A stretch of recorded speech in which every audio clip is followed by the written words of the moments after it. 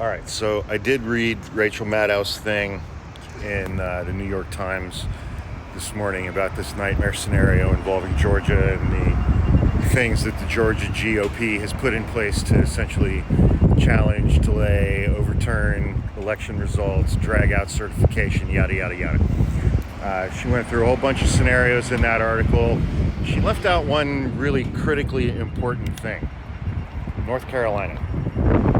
Kamala Harris is winning North Carolina right now, the state that Donald Trump won in 2020.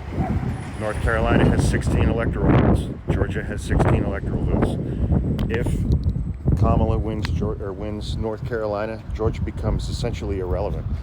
If Kamala wins North Carolina and Pennsylvania, Georgia becomes completely irrelevant.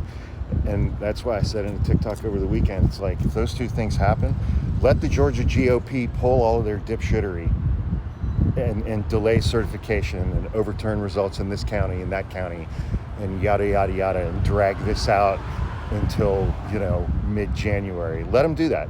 Let them do that on a nationwide stage. Let them do that in front of the entire country to see, and also let the GOP in Texas, with the laws that they've passed, overturn the results in Harris County, where Houston is located, and disenfranchise hundreds of thousands of black and brown voters. Let these people do this on a national stage. Let them do it. And they will be absolute laughingstocks. The rest of the country will be openly mocking and making fun of these dickheads. Republicans in Georgia and Texas can't stop what's coming.